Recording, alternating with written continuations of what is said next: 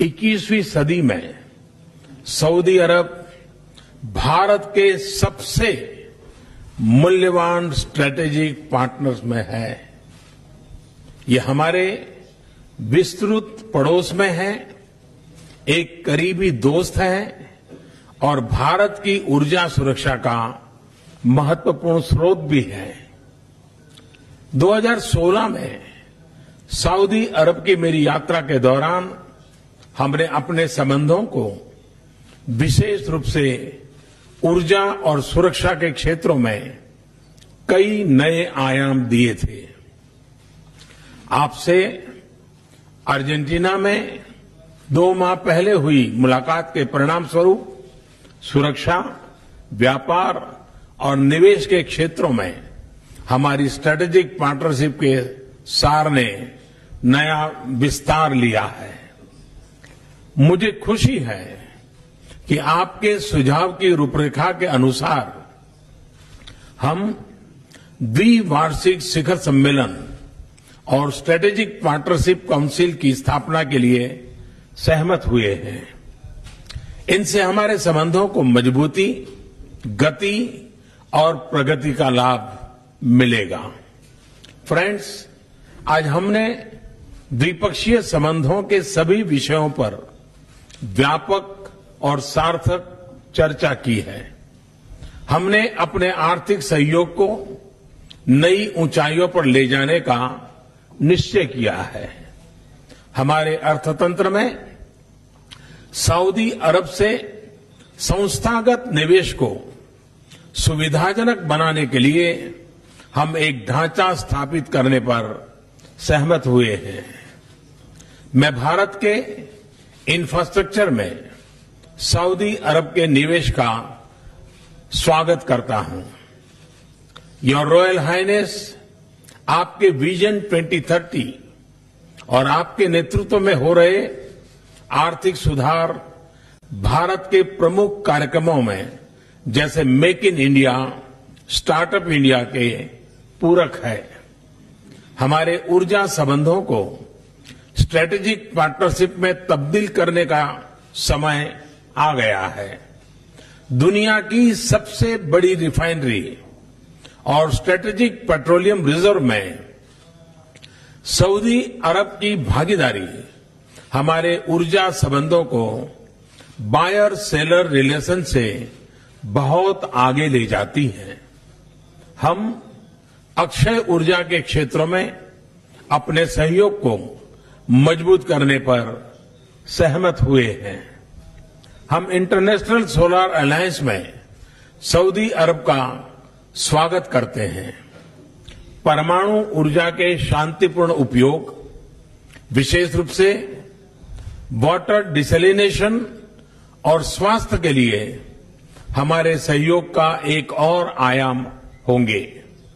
विशेषकर अपने स्ट्रेटेजिक वातावरण के संदर्भ में हमने आपसी रक्षा सहयोग को मजबूत करने और उसका विस्तार करने पर भी सफल चर्चा की है।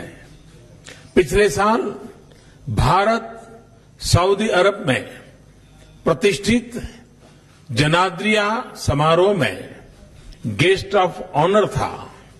आज हमने अपने सांस्कृतिक संबंधों को और मजबूत करने का लक्ष्य रखा है।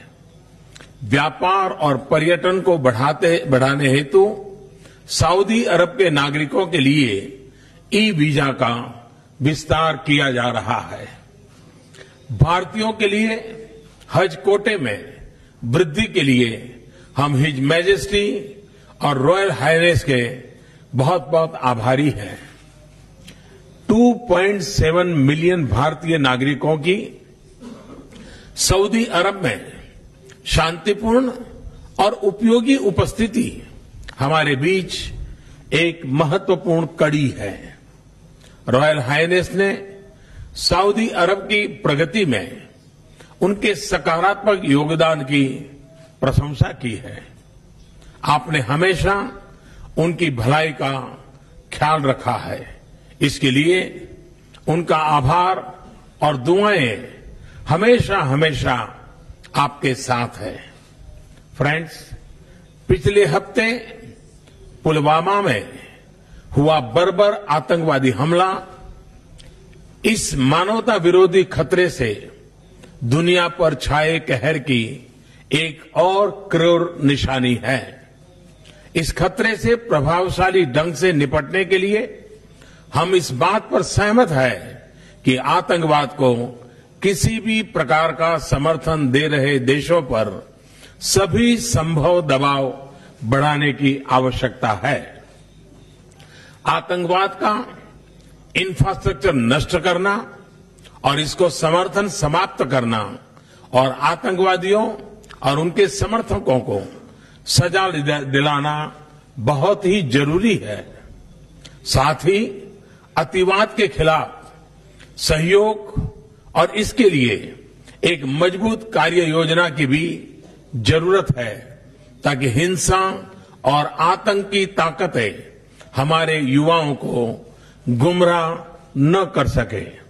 मुझे खुशी है कि सऊदी अरब और भारत इस बारे में साझा विचार रखते हैं।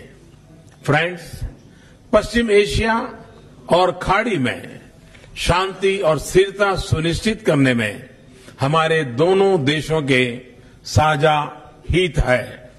आज हमारी बातचीत में इस क्षेत्र में हमारे कार्यों में तालमेल लाने और हमारी भागीदारी को तेजी से आगे बढ़ाने पर सहमति हुई है। हम इस बात पर भी सहमत हुए हैं कि काउंटर टेररिज्म, समुद्री सुरक्षा और साइबर सुरक्षा जैसे क्षेत्रों में और मजबूत द्विपक्षीय सहयोग दोनों देशों के लिए लाभप्रद होंगे। योर रॉयल हाइनेस, आपकी यात्रा ने हमारे रिश्तों के तेज विकास को एक नया आयाम दिया है।